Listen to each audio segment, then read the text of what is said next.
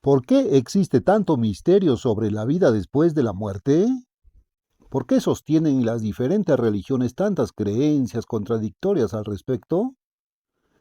¿Cómo podemos averiguar la verdad? ¿Estamos dispuestos a creer lo que Dios nos dice? Adán y Eva no lo creyeron. Pocos hombres le creyeron a Cristo, es decir, no creyeron sus palabras.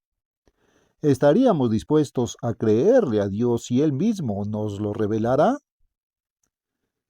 Hace más de medio siglo le comenté a mi esposa: sé que la Biblia dice que debemos observar el domingo como día de reposo.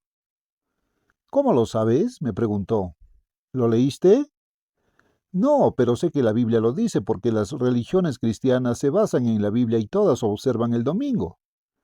¿Por qué no lo buscas tú mismo en la Biblia y luego me lo enseñas?, me replicó. No pude encontrar lo que buscaba. Sin embargo, ocurrió que por casualidad leí en Romanos 6:23: la paga del pecado es muerte. Sorprendido, exclamé: ¿cómo?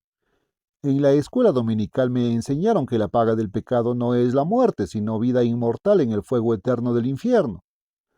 Y entonces continué leyendo el resto del versículo: mas la dádiva de Dios es vida eterna. Mi sorpresa fue aún mayor, pues yo pensaba que ya tenía vida eterna, que tenía un alma inmortal. Había dejado de asistir a la iglesia desde los 18 años, pero había sido educado dentro de una respetada y bien establecida denominación cristiana. Lo que leí en la Biblia comenzó a intrigarme.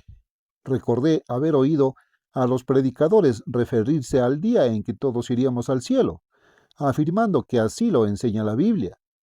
Pero en la Biblia leí las palabras exactas de Jesucristo: nadie subió al cielo. Juan 3:23. Después de leer otras declaraciones inequívocas en el texto bíblico, comencé a darme cuenta de que las iglesias realmente no creían lo que Cristo había enseñado. Fue así como hace más de 50 años fueron expurgadas de mi mente todas las enseñanzas, suposiciones e ideas erróneas que tenía acerca de Dios. Comprobé la inspiración infalible de la Biblia en su forma original. Tenía toda la razón al creer lo que Dios decía en su palabra. ¿Qué es lo que nos dice la Biblia acerca de la vida después de la muerte? ¿Ha existido alguien que haya experimentado en realidad vida después de la muerte? ¿Quién puede probar que esa vida existe y explicarnos cómo es? Hay una respuesta para estas preguntas. El mismo Cristo murió, luego resucitó de entre los muertos, y fue visto por muchos, entre ellos sus discípulos, quienes habían estado a su lado durante los 3 años y medio antes de su muerte, y estuvieron con él 40 días después de su resurrección. Esos discípulos proclamaron haber sido testigos de la vida de Cristo después de la muerte. En 1 Corintios 15, 22, 23 leemos: porque así como en Adán todos mueren, también en Cristo todos serán vivificados después de la muerte, pero cada uno en su debido orden. El 15º capítulo de 1 Corintios es el capítulo de la resurrección, siendo el tema la resurrección a la vida después de la muerte. En el plan maestro de Dios existe un orden o sucesión de resurrecciones. Continuemos. Cristo, las primicias. Esto ocurrió hace más de 1900 años. Luego, los que son de Cristo en su venida. Luego, el fin. Versículos 23 y 24. Más adelante se explicará sobre la resurrección de aquellos que son de Cristo, los cristianos espiritualmente engendrados. Pero, ¿qué ocurre con los demás? Los mismos que mueren en Adán, según el versículo 22, en Cristo serán vivificados mediante una resurrección. En el versículo 23 leemos que los que son de Cristo serán resucitados en su segunda venida, ahora inminente, en la presente generación. Luego vendrá el fin, versículo 24. Pero los detalles de la resurrección del resto de la humanidad, la gran mayoría de todos los seres humanos que han existido, se hallan en otra parte de la Biblia. En el capítulo 20 del libro del Apocalipsis se mencionan 2 resurrecciones adicionales además de la primera. La primera resurrección está descrita en el versículo 4, donde dice que los que son de Cristo vivirán y reinarán con Él en la tierra por 1000 años. Satanás será prendido y encerrado en el abismo, versículos del 1 al 3. Pero los otros muertos no volverán a vivir hasta que se cumplan 1000 años, versículo 5. Después, comenzando con el versículo 11, leemos: Y vi un gran trono blanco y al que estaba sentado en él, de delante del cual huyeron la tierra y el cielo, y ningún lugar se encontró para ellos. Y vi a los muertos, grandes y pequeños, de pie ante Dios, por motivo de la segunda resurrección. Y los libros fueron abiertos, y otro libro fue abierto, el cual es el libro de la vida, y fueron juzgados según sus obras. Esta será la mayor resurrección en cuanto al número de personas que serán resucitadas, e incluirá a los miles de millones de individuos que, sin ser juzgados en ese entonces, vivieron separados de Dios. Esencialmente, la Biblia es un libro sobre la nación de Israel. El relato de la resurrección de todos los israelitas que no fueron llamados previamente a la salvación espiritual se encuentra en el capítulo 37 del libro de Ezequiel. En una visión, el profeta Ezequiel fue llevado a un valle lleno de huesos secos. En el versículo 11, Dios le dijo que los huesos secos eran la casa de Israel. A estos esqueletos se refiere la Escritura cuando dice: Nuestros huesos se secaron y pereció nuestra esperanza. Pero al profeta se le dio que les declarara a estos esqueletos: Así ha dicho el Eterno el Señor: He aquí yo abro vuestros sepulcros, pueblo mío, y os haré subir de vuestras sepulturas, y os traeré a la tierra de Israel. Versículo 12. En la visión, antes de que Dios explicara a Ezequiel la identidad de los esqueletos, le mandó que les dijera a los huesos secos: Así ha dicho el Eterno: He aquí, yo hago entrar espíritu en vosotros, y viviréis. Y pondré tendones sobre vosotros, y haré subir sobre vosotros carne, y os cubriré de piel, y pondré en vosotros espíritu, y viviréis. Versículos 5, 6. Continuando con el versículo 13. Y sabréis que yo soy el Eterno, cuando abra vuestros sepulcros, y os saque de vuestras sepulturas, pueblo mío. Y pondré mi espíritu en vosotros y viviréis, y os haré reposar sobre vuestra tierra, y sabréis que yo el Eterno hablé, y lo hice, dice el Eterno. Esta profecía trata de una resurrección en la que los israelitas volverán a la vida como seres mortales de carne y hueso. No se trata de una resurrección como la de los santos, quienes a la segunda venida de Jesucristo serán resucitados como seres inmortales, compuestos de espíritu y con vida inherente en ellos mismos. Dios nunca les ofreció su espíritu ni la salvación espiritual a los israelitas del Antiguo Testamento. Únicamente les dio promesas materiales y nacionales a cambio de obediencia. Pero ellos no quisieron obedecer. Sin embargo, en esta resurrección ante el gran trono blanco, juntamente con todas las demás personas que estuvieron separadas de Dios, estos israelitas, incluso aquellos que no fueron llamados aún después de la primera venida de Jesucristo, serán resucitados a la vida mortal como seres de carne y hueso. En ese entonces tendrán la oportunidad de comprender plenamente que el Eterno es Señor, y cuando se conviertan, Dios los llenará de su Espíritu Santo.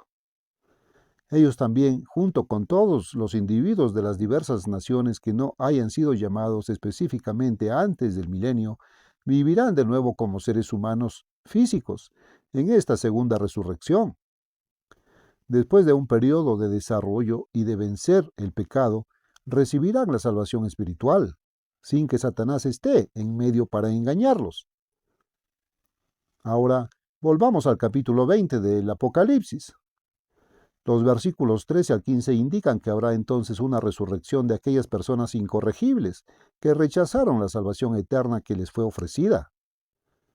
Estas y las que al final de la segunda resurrección se encuentren todavía con vida y tengan la misma actitud rebelde, morirán la segunda muerte, completa extinción en el lago de fuego. Pedro describe el lago de fuego como la faz de la tierra convertida en una masa ardiente. Segunda de Pedro 3:10. El profeta Malaquías agrega: porque he aquí, Viene el día ardiente como un horno, y todos los soberbios y todos los que hacen maldad serán estopa. Aquel día que vendrá los abrazará, ha dicho el Eterno de los ejércitos, y no les dejará ni raíz ni rama. Mas a vosotros, los que teméis mi nombre, nacerá el sol de justicia, y en sus alas traerá salvación, y saldréis, y hollaréis a los malos, los cuales serán ceniza bajo las plantas de vuestros pies, en el día en que yo actúe, ha dicho el Eterno de los ejércitos. Malaquías 4 del 1 al 3. Y serán como si no hubieran sido. Abdías 16. Ahora bien, ¿qué sucede entre el instante de la muerte y el tiempo de la resurrección? Las enseñanzas de la palabra de Dios, a diferencia de muchas doctrinas religiosas y eclesiásticas, dicen que los difuntos están muertos, que quedan absolutamente inconscientes. Observemos lo que dice la sabiduría inspirada de Salomón. Porque los que viven saben que han de morir, pero los muertos nada saben. Eclesiastés 9:5. Hace algún tiempo, un ministro de la Iglesia de Dios Universal me narró las experiencias que tuvo con 3 posibles suicidas. A cada uno le dijo, antes de suicidarse, le conviene saber lo que le sucederá en el momento mismo de su muerte. En cuanto a su conciencia del tiempo, al despertar en la resurrección, le parecerá como si hubiera transcurrido tan solo una fracción de segundo después de su muerte. Y si usted se asesina, aún tendrá que enfrentarse a todos sus problemas, a los cuales se sumará la culpa de haberse suicidado. ¿Por qué no soluciona sus problemas ahora antes de cometer este asesinato? Ninguna de las 3 personas se suicidó. En realidad, nada se remedia con tratar de salir por la puerta falsa del suicidio creyendo que es el camino más fácil para escapar de las dificultades. Lo único que la muerte trae es un despertar instantáneo en la resurrección, porque un ser humano no sabe absolutamente nada desde el segundo en que muere hasta el segundo en que despierte en la resurrección. Estas personas, explicó el ministro, supusieron que con el suicidio todo terminaría y que escaparían de todos sus problemas, pero al fin pudieron darse cuenta de que no solo tendrían que enfrentarse a ellos más tarde, sino que se agregarían una acusación de asesinato contra sí mismos en aquel juicio. Por esto pudieron comprender que el suicidio no era el camino más fácil para escapar de sus dificultades. No, la muerte no es un amigo, sino un enemigo. Jesucristo vino para destruir la muerte a fin de que todos pudieran disfrutar de una vida feliz, abundante y llena de tranquilidad, cada uno a su debido tiempo. Él vino para que tuviéramos vida y para que lo tuviéramos en abundancia. Juan 10:10. Sin duda alguna, hay vida después de la muerte. Cristo hizo posible un potencial humano tan grande y trascendental que parece increíble. Él vino para morir en nuestro lugar, con el fin de pagar la pena en que hemos incurrido y para darnos vida. Jesús mismo enseñó que hay vida después de la muerte. Se lo explicó al fariseo Nicodemo, aunque éste no le creyó. Jesús le dijo, si os he dicho cosas terrenales y no creéis, Juan 3:12. ¿Por qué no comprendió Nicodemo cuando Jesús le dijo, el que no naciere de nuevo no puede ver el reino de Dios? ¿Por qué la gente no capta el significado de estas mismas palabras hoy en día?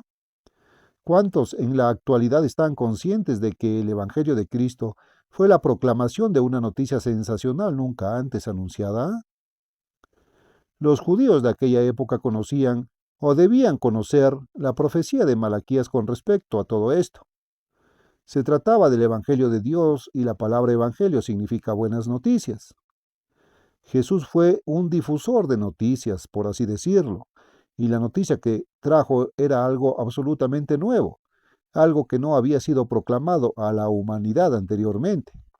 Era la noticia más maravillosa de toda la historia, una noticia referente al trascendental e indescriptible potencial del hombre. El extraordinario mensaje que Jesús nos trajo no se refería a hechos pasados. Ese mensaje contenía el anuncio por adelantado del increíble y utópico mundo de mañana. Era un mensaje que se refería a la vida después de la muerte. Era el anuncio de que nosotros, los seres humanos, podríamos nacer de nuevo, Sin embargo, casi nadie entiende esta verdad. ¿Por qué el mundo nunca ha reconocido esta verdad como la más estupenda de las noticias? Porque en el primer siglo de la era cristiana los enemigos del Evangelio se encargaron de ocultarla. La Iglesia de Dios, cimentada en Cristo y en los apóstoles originales, fue fundada el día de Pentecostés en el año 31 de nuestra era. Aproximadamente 2 décadas más tarde, cuando el apóstol Pablo escribió su epístola a los Gálatas, el mensaje central del Evangelio ya había sido suprimido y falsos ministros habían logrado desviar al pueblo hasta el punto en que habían aceptado un Evangelio diferente. Estas son las palabras de Pablo. Estoy maravillado de que tan pronto os hayáis alejado del que os llamó por la gracia de Cristo, para seguir un evangelio diferente. No que haya otro, sino que hay algunos que os perturban y quieren pervertir el evangelio de Cristo. Gálatas 1, 6, 7. También escribió, porque la ira de Dios se revela desde el cielo contra toda impiedad e injusticia de los hombres que detienen con injusticia la verdad. Romanos 1, 18. En el capítulo 11 de Segunda de Corintios, Pablo nos habla de los falsos apóstoles, engañados por Satanás, versículos del 13 al 15, quienes predican un evangelio distinto, versículo 4. Ha llegado la hora, pues, de que el verdadero mensaje sea anunciado. Ha llegado la hora de que el verdadero significado del mensaje sea explicado con toda claridad, para que todos puedan comprenderlo. Ver Mateo 24:14. Lo haremos en este folleto. El leerlo será para usted un desafío crucial. Necesitamos comprender qué fue lo que se anunció. De lo contrario, jamás podremos entender lo que Jesús quiso decir cuando habló acerca de nacer de nuevo. Notemos primero brevemente cuál fue este sorprendente mensaje. Hay un preaviso del mismo en la profecía de Malaquías. He aquí, yo envío mi mensajero, el cual preparará el camino delante de mí, y vendrá súbitamente a su templo el Señor, el Mesías, a quien vosotros buscáis. Malaquías 3:1. Notemos ahora el inicio de la proclamación del mensaje. Se encuentra en el primer capítulo del Evangelio de Marcos. Principio del Evangelio de Jesucristo, Hijo de Dios, como está escrito en Isaías el profeta, versículo 1. Y a continuación sigue la cita de Malaquías a la que acabamos de referirnos, además de una cita del libro de Isaías. Estas, a su vez, son seguidas por el relato que se refiere a Juan el Bautista, quien preparó el camino delante del mensajero. Luego, en los versículos 14 y 15 leemos: Después que Juan fue encarcelado, Jesús vino a Galilea predicando el evangelio del reino de Dios, diciendo: El tiempo se ha cumplido y el reino de Dios se ha acercado. Arrepentíos y creed en el evangelio. En otras palabras, creed las buenas noticias. ¿A qué se refería Jesucristo al hablar del reino de Dios? Todo su mensaje, su evangelio giraba en torno al reino de Dios. Sin embargo, hoy en día muy pocos están enterados de ello y de su significado. Para tener un reino hacen falta dos cosas. A, una nación, y B, el gobierno que la rige. Una explicación más detallada de este tema se encuentra en el folleto titulado ¿Cómo vendrá la paz mundial? Si aún no lo ha hecho, solicite hoy mismo un ejemplar. Se lo enviaremos gratis a vuelta de correo. En algunos casos, los pobladores de una nación son los descendientes, hijos de un hombre. La nación de Turquía desciende en parte del antiguo Esaú, el hermano gemelo de Jacob, cuyo nombre fue cambiado al de Israel. Jacob fue el padre de la nación de Israel. Antes de que estos hermanos nacieran, Dios dijo a su madre Rebeca: Dos naciones hay en tu seno. Génesis 25:23. Jesús, el Mesías, habría de venir como el mensajero del pacto. El antiguo pacto había establecido a los hijos de Israel como una nación o reino de seres humanos, la que se llamó el reino de Israel. Jesús vino como mensajero anunciando un nuevo pacto, el cual establecería a los hijos de Dios, compuestos de espíritu, como el reino de Dios. Así como el antiguo reino de Israel estaba compuesto de la familia humana de un hombre, Israel, igualmente el reino de Dios estará compuesto de la familia divina de Dios. Pero, ¿qué tiene esto que ver con la vida después de la muerte? Muchísimo. Los gobernantes judíos de la época de Jesús pensaron que él proclamaba el establecimiento inmediato de un nuevo gobierno, para así derrocar al imperio romano que dominaba a Judea como estado vasallo.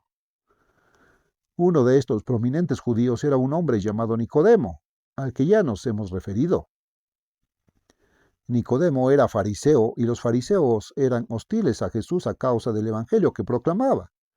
Nicodemo, sin embargo, quiso conocer personalmente al mensajero y hablar con él acerca de su mensaje.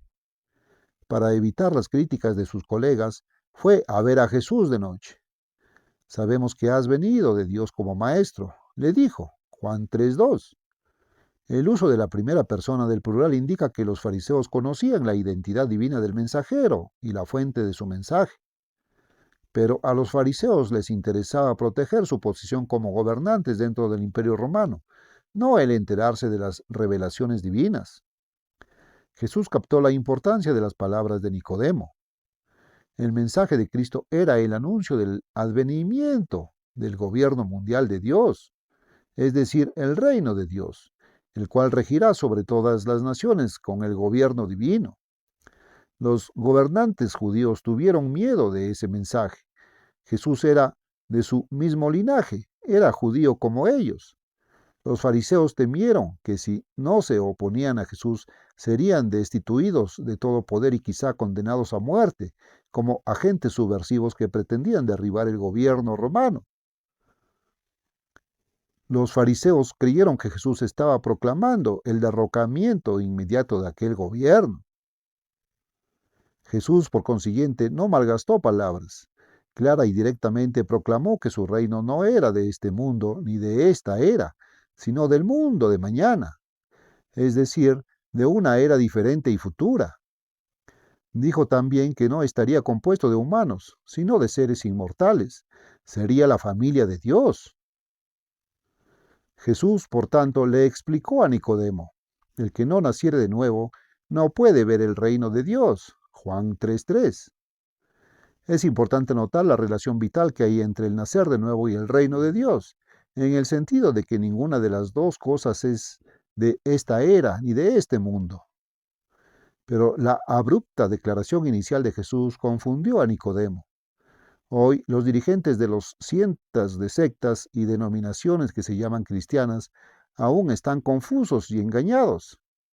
Sin embargo, no lo están de la misma manera como lo estuvo Nicodemo. Nicodemo sí entendió claramente lo que significaba nacer. Él sí supo que nacer significaba salir del seno materno a la luz del mundo. Mas los dirigentes religiosos de hoy buscan interpretaciones diferentes. Lo que Nicodemo no podía entender era el cómo, es decir, de qué manera podía alguien nacer de nuevo. Por supuesto, teniendo una mentalidad orientada hacia lo carnal, solo podía concebir un segundo nacimiento físico. Pero sí sabía lo que significaba nacer. Intrigado y confuso, Nicodemo preguntó, ¿cómo puede un hombre nacer siendo viejo?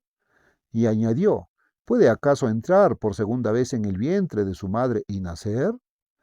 La confusión de Nicodemo no se debía al significado de la palabra nacer. Lo que no podía comprender era la posibilidad de un segundo nacimiento. Él pensaba que Jesús se refería a un segundo nacimiento humano. A Nicodemo no se le ocurrió que pudiera tratarse de un nacimiento que no fuera el físico, pues su mente no podía comprender las cosas espirituales. Notemos que Jesús explica claramente que el reino de Dios es algo que uno puede llegar a ver, pero únicamente si nace de nuevo. El reino de Dios no se ve durante nuestra vida física. Además, ver el versículo 5. Sabemos que el reino de Dios es algo en lo que se puede entrar, pero solo por medio de un nacimiento nuevo y totalmente diferente. He aquí el punto crucial que lo explica todo.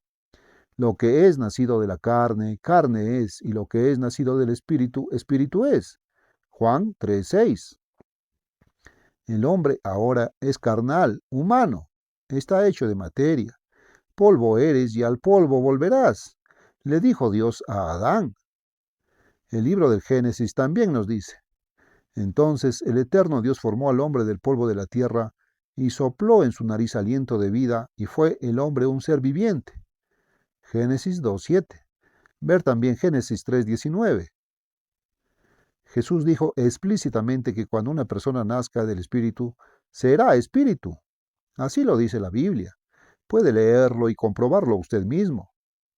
El reino de Dios, pues, estará formado por seres espirituales, no por seres humanos. En el nacimiento humano, nuestra madre, al darnos a luz, nos trae al mundo. Cuando hayamos nacido del Espíritu, entonces pasaremos de la Iglesia de Dios, entidad física, al reino de Dios, un reino de seres espirituales. El hombre ahora está compuesto de carne, que es una sustancia material. Cuando nazca de nuevo, será espíritu, será espiritual, no humano. Estará compuesto de espíritu, con vida inherente que no dependerá del aire que se respira ni de la sangre que circula por las venas y arterias. Refiriéndose a la próxima era, cuando el reino de Dios esté instaurado en el mundo, es decir, refiriéndose a la vida después de la muerte, Jesús dijo estas palabras: porque en la resurrección ni se casarán ni se darán en casamiento, sino serán como los ángeles de Dios. Mateo 22:30. El matrimonio es una unión física y humana. En la era del reino de Dios, cuando hayamos nacido de nuevo, seremos espíritu, no entes carnales. Una vez que nazcamos de Dios como seres espirituales, ya no seremos humanos. Los ángeles son espíritus, están compuestos de espíritu. Ver Hebreos 1:7. Jesús no dijo que seríamos ángeles, sino que seríamos como los ángeles, sin sexo y compuestos de espíritu. Los ángeles fueron creados como seres espirituales, pero no han sido engendrados por Dios ni han nacido de Dios como hijos suyos. Nosotros, por tanto, seremos aún superiores a los ángeles. Jesús lo explicó así a Nicodemo: el viento sopla de donde quiere y oye su sonido, mas ni sabes de dónde viene ni a dónde va. Así es todo aquel que es nacido del Espíritu. Juan 3:8. No podemos ver el viento, el cual es comparado aquí con el Espíritu. Ambos son invisibles. Esto explica por qué, en la carne mortal que ahora tenemos, no podemos ver el reino de Dios. Los que lo hereden serán espíritu y el espíritu es normalmente invisible para los ojos humanos. El apóstol Pablo explicó con claridad que el reino de Dios es algo que los seres humanos podemos heredar, pero no en esta era, es decir, no mientras estemos compuestos de materia. El primer hombre es de la tierra, terrenal, humano. El segundo hombre, que es el Señor, es del cielo. 1 Corintios 15:47. En otras palabras, ese segundo hombre es un ser divino. Esto mismo es lo que Jesús estuvo explicándole a Nicodemo. Nicodemo era un ser terrenal humano, estaba compuesto de carne, no de espíritu. Había nacido de la carne, por tanto era carne. Pero cuando uno nazca del Espíritu, entonces también será espíritu. En este pasaje Pablo quiso explicar la misma verdad. Pero nosotros no podemos ser seres espirituales durante esta era. Hay un factor tiempo relacionado con nuestro nacimiento en el reino de Dios. Veamos al respecto 1 Corintios 15:49. Y así como hemos traído la imagen del terrenal, traeremos también la imagen del celestial. Aunque ahora somos carne, luego seremos espíritu, cuando resucitemos, es decir, cuando nazcamos de nuevo. Entonces, en la resurrección, cuando seamos espíritu, veremos el reino de Dios y entraremos en él. Pero esto digo, hermanos, que la carne y la sangre no pueden heredar el reino de Dios, ni la corrupción hereda la incorrupción. He aquí, os digo un misterio: no todos dormiremos, pero todos seremos transformados en un momento, en un abrir y cerrar de ojos, a la final trompeta, porque se tocará la trompeta, y los muertos serán resucitados incorruptibles, y nosotros seremos transformados. Versículos del 50 al 52. Entonces podremos nacer de nuevo, entonces podremos ver el reino de Dios, heredarlo y entrar en él, mas no antes. ¿Cómo seremos transformados? Las siguientes palabras del apóstol Pablo nos dan la respuesta: porque es necesario que esto corruptible, la carne que ahora tenemos, se vista de incorrupción, se convierta en espíritu, nazca de Dios, y esto mortal se vista de inmortalidad. es necesario que nuestra carne material sea transformada en espíritu. Mientras no nazcamos de nuevo, es decir, mientras nuestra carne no sea transformada en espíritu, no podemos ver el reino de Dios ni entrar en él. Esto es lo que Jesús le dijo a Nicodemo, Juan 3, del 3 al 8. Mientras estemos compuestos de carne y hueso, no podremos heredar el reino de Dios, dijo el apóstol Pablo, 1 Corintios 15:50. Mientras no se produzca la resurrección, que tendrá lugar a la venida de Cristo, nuestra carne corruptible no será convertida en espíritu incorruptible. 1 Corintios 15, del 50 al 53 y los versículos 22 y 23. Hasta la resurrección, por consiguiente, no podremos ver el reino de Dios, ni heredarlo, ni entrar en él. No podremos nacer de nuevo hasta el tiempo de la resurrección. Mientras nos encontremos en nuestro estado actual, nacidos de la carne, compuestos de carne, no podremos ver, heredar ni entrar en el reino de Dios. Consideremos ahora la situación o estado en esta vida y en este mundo del cristiano verdaderamente convertido. Y si alguno no tiene el Espíritu de Cristo, no es de él. Romanos 8:9. A menos que uno haya recibido el Espíritu Santo y este Espíritu se encuentre morando en él, no es cristiano. Afiliarse a una iglesia no lo convierte a uno en cristiano. Antes bien, uno se convierte en cristiano cuando recibe el Espíritu de Dios y se deja guiar por él. Veamos ahora cómo el proceso por medio del cual el Espíritu de Dios entra y mora en un ser humano se asemeja al proceso físico mediante el cual el espermatozoide masculino fecunda al óvulo femenino. La vida espiritual eterna, al igual que la vida física, es algo que se da o se imparte para que luego se produzca una persona espiritual. El óvulo fecundado, el embrión, todavía no es una persona humana nacida. Es una entidad a la cual el Padre ha impartido vida. Es una entidad engendrada por el Padre, pero ni el embrión ni el feto son personas nacidas. De la misma manera, el humano que ha sido engendrado espiritualmente todavía no es un ser espiritual, aunque sí lo será, según dijo Jesús, cuando nazca de nuevo. Continuemos leyendo. Y si el espíritu de aquel que levantó de los muertos a Jesús mora en vosotros, el que levantó de los muertos a Cristo Jesús vivificará también vuestros cuerpos mortales, por su espíritu que mora en vosotros. Romanos 8:11. Comprendamos bien esto. Se establece una comparación directa entre el nacimiento físico y el nacer de nuevo. ¿Qué es nacer de Dios? Jesús dijo que lo que nace de la carne, carne es, un ser humano, y lo que nace del Espíritu de Dios, espíritu es, un ser espiritual. La vida mortal humana comienza cuando la célula espermática procedente del cuerpo del Padre fecunda, le imparte vida física al óvulo que se encuentra dentro del cuerpo de la madre. En este momento el Padre engendra, mas no da a luz. La madre más tarde se encargará de esto. La parte física que en ese proceso corresponde al Padre queda terminada en el momento en que su Hijo es engendrado. Y entonces entra en juego el factor tiempo, pues en el momento de la concepción, el parto, el nacimiento, no ha ocurrido aún. Toda esta explicación es imprescindible, ya que la cristiandad engañada alega que cuando se recibe o se acepta a Cristo, cuando se profesa a Cristo o se recibe por vez primera el Espíritu Santo de Dios, ya la persona ha nacido de nuevo. Por eso es necesario que nos fijemos bien en la relación que existe entre el nuevo nacimiento y el proceso de la concepción y el nacimiento físicos. En la reproducción humana interviene el factor tiempo. Transcurre cierto tiempo entre el momento de la concepción y el nacimiento. Ese periodo en el género humano es de 9 meses. A ese periodo de 9 meses le llamamos gestación. Después de la concepción, el óvulo ya fecundado es llamado embrión.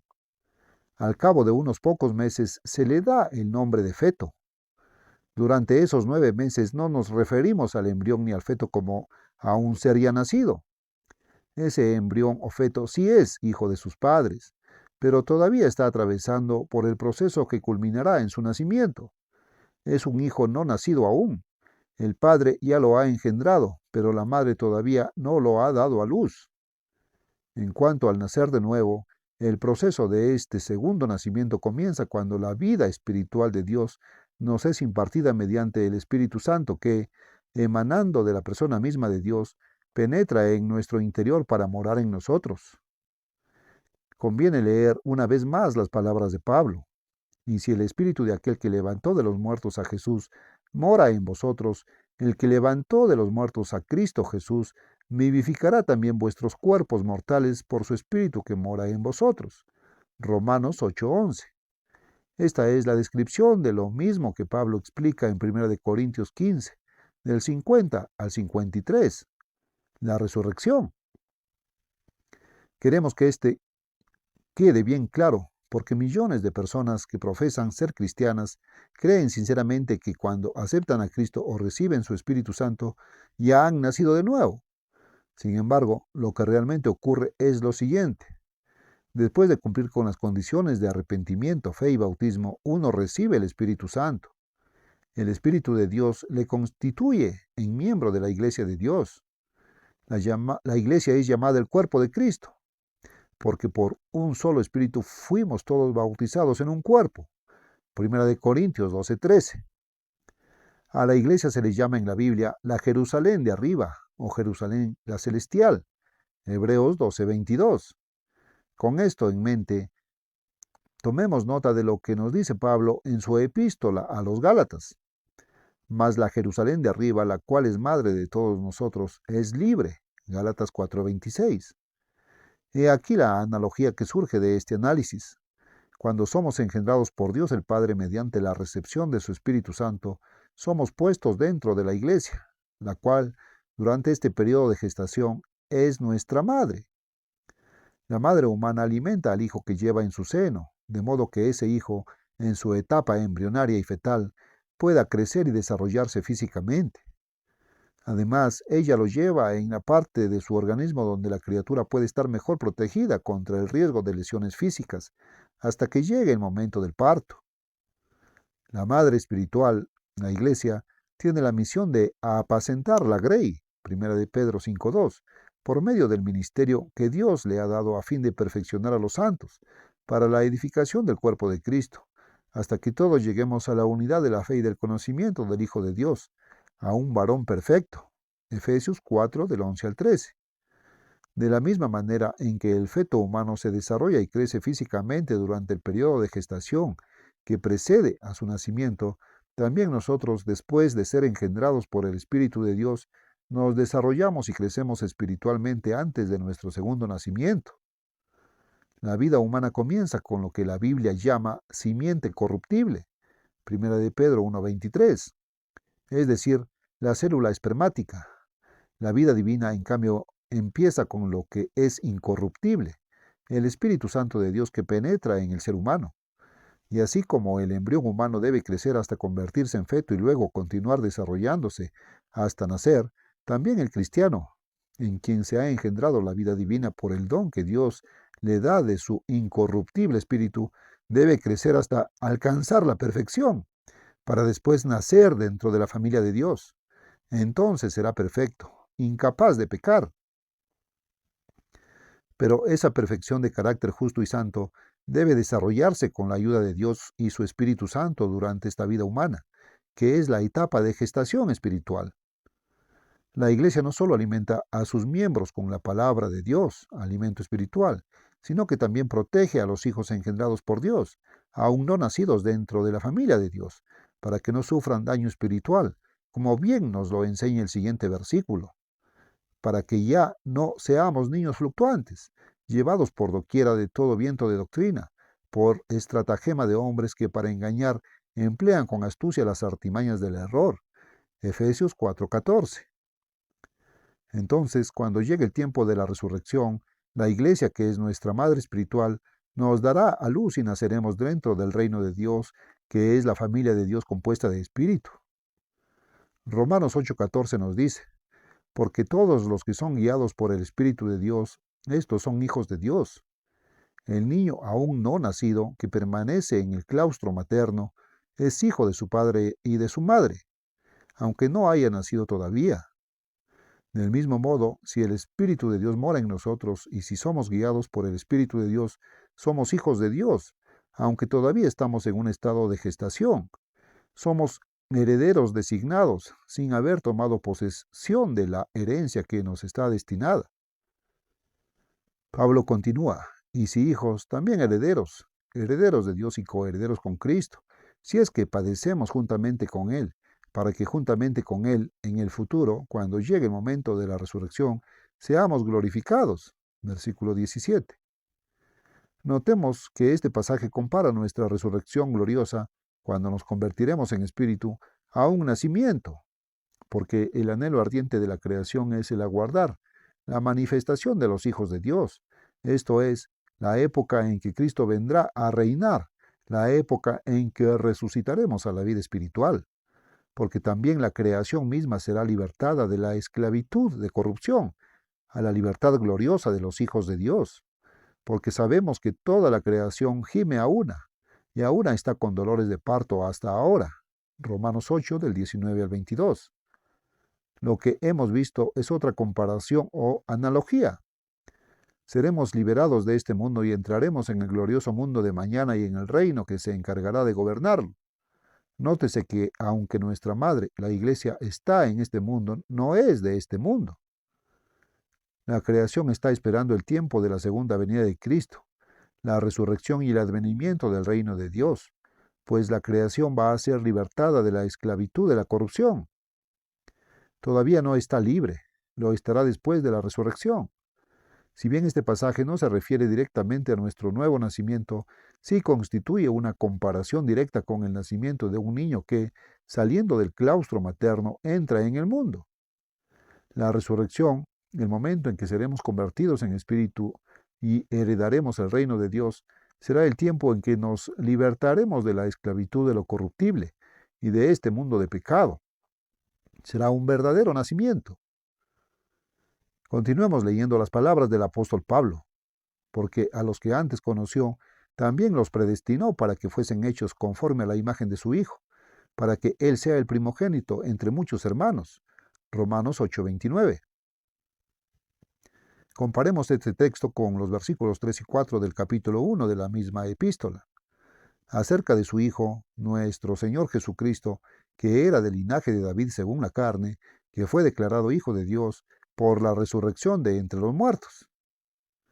En la carne, por su primer nacimiento, Jesús era del linaje de David, pero por la resurrección de entre los muertos, su nuevo nacimiento, se convirtió en el Hijo de Dios, es decir, ya no humano, sino compuesto de espíritu. Así, Cristo se convirtió en el primogénito entre muchos hermanos, los que también nacerán de nuevo cuando llegue el tiempo de la resurrección de los que pertenecen a Cristo. Nos damos cuenta, por supuesto, al igual que se dio cuenta Pablo cuando escribió las palabras que acabamos de citar, de que Jesucristo también era Hijo de Dios como ser humano. Aunque nació de una mujer humana, había sido engendrado por Dios. Pero lo que queremos señalar aquí es la comparación de los dos nacimientos. Uno como descendiente de David, nacido de María, su madre humana. Otro como Hijo de Dios, en virtud de su resurrección a la gloria. Aclaremos enfáticamente que esto no implica que Jesús fue un pecador que necesitaba ser salvo. Como pionero, Jesús nos dio el ejemplo de que también nosotros podemos nacer de Dios. La Biblia nos da la respuesta a la pregunta, ¿cómo seremos cuando nazcamos de nuevo? Mas nuestra ciudadanía está en los cielos, de donde también esperamos al Salvador, al Señor Jesucristo, el cual transformará el cuerpo físico de la humillación nuestra, para que sea semejante al cuerpo de la gloria suya. Filipenses 3, 20-21. En un pasaje del capítulo 3 de la primera epístola del apóstol Juan, se dice claramente que nosotros, es decir, los cristianos conversos, engendrados por Dios, somos ahora hijos de Dios, como explicamos anteriormente, pero aún no se ha manifestado lo que hemos de ser. Versículo 2. Nosotros en el futuro seremos diferentes. Como Jesús le explicó a Nicodemo, seremos espíritu inmortal. A continuación, Juan revela una maravillosa verdad. Pero sabemos que cuando Él, Cristo, se manifieste, seremos semejantes a Él. En otras palabras, nos pareceremos a Cristo. ¿Cómo es el Cristo glorificado? Sus ojos brillan como llamas, sus pies resplandecen como bronce bruñido, su cara es como el sol en todo su esplendor. Su resplandor es tal que nuestros ojos se cegarían si pudiéramos mirarlo ahora. Apocalipsis 1, del 14 al 16, 19, 12 y 13, y Mateo 17, 2. Así seremos usted y yo si finalmente nacemos de Dios. Hay otro pasaje bíblico que muy pocos han comprendido y que revela nuestro trascendental e increíble potencial. Comienza en Hebreos 2.6. ¿Qué es el hombre para que te acuerdes de él? En verdad, ¿por qué habría el gran Dios de estar pendiente de nosotros los mortales? ¿Por qué nos puso sobre la tierra? ¿Cuál es el propósito de nuestra existencia? ¿Cuál es nuestro potencial trascendental? Este potencial va mucho, muchísimo más allá de cualquier cosa que hayamos podido pensar o imaginar. Es algo increíblemente impresionante. ¿Estamos dispuestos a creer lo que se haya explícitamente declarado en la Biblia?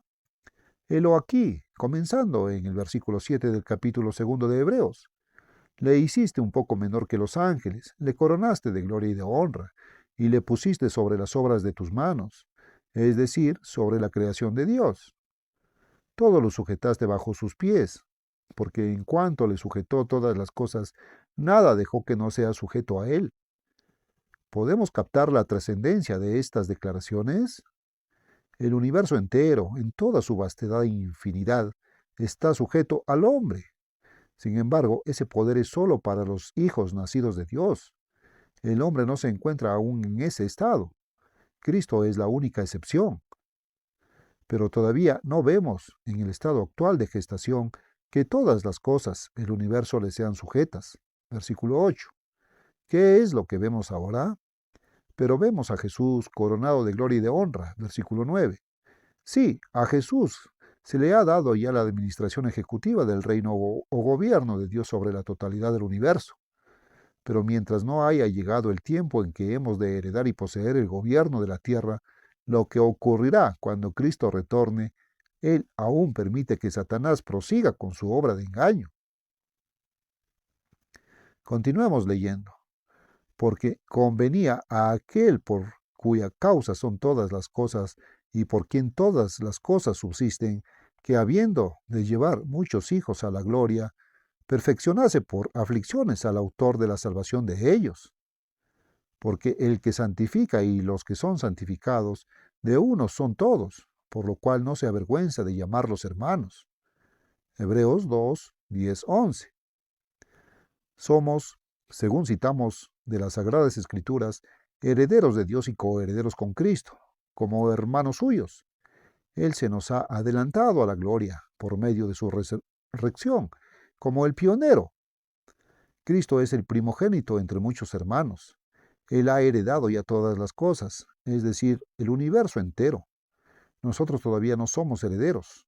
Todavía estamos atravesando el proceso de nuestra gestación para luego nacer de Dios. Jesucristo es ahora nuestro hermano mayor y sumo sacerdote, encargado de supervisar nuestro desarrollo espiritual y de prepararnos para que en el futuro seamos reyes y sacerdotes y reinemos juntamente con Él. Durante los primeros 1000 años después de la venida de Cristo, gobernaremos en este planeta, pues Él nos ha hecho para nuestro Dios reyes y sacerdotes, y reinaremos sobre la tierra. Apocalipsis 5:10. Durante esos primeros 1000 años, Jesús reinará desde Jerusalén, en el trono de su antecesor terrenal, David. Ver Isaías 9, 6, 7. Cristo dice, al que venciere y guardare mis obras hasta el fin, yo le daré autoridad sobre las naciones, y las regirá con vara de hierro. Apocalipsis 2, 26, 27. Ahora bien, ¿cómo y desde qué lugar hemos de regir? También Cristo dijo estas palabras, al que venciere, le daré que se siente conmigo en mi trono, en Jerusalén, así como yo he vencido y me he sentado con mi Padre en su trono. Apocalipsis 3:21. Cuando hayamos nacido de Dios, estaremos compuestos de espíritu, ya no seremos seres humanos de carne y hueso. Entonces se nos conferirá gran poder. Como lo profetizó Daniel, los justos se harán cargo de los reinos de la tierra y los gobernarán por 1000 años, estableciendo la paz mundial, el gobierno divino bajo Cristo. ¿Qué ocurrirá después? Hebreos 2 nos dice que entonces, bajo la dirección de Cristo, recibiremos poder para gobernar el universo entero en toda su vastedad. Ese poder le ha sido dado a Cristo y nosotros, como coherederos suyos, lo compartiremos con Él. Sí, habrá vida después de la muerte para aquellos que sean obedientes a los mandatos de Dios. Será una vida espiritual cuyo potencial excederá a nuestros sueños más fantásticos e increíbles. ¿Podemos los humanos comprender el extraordinario significado de estas maravillosas verdades? Nuestra meta principal debe ser la de heredar la vida inmortal, pues el deseo de nuestro misericordioso Padre y de su Hijo Jesucristo es concedernos el don de la vida eterna.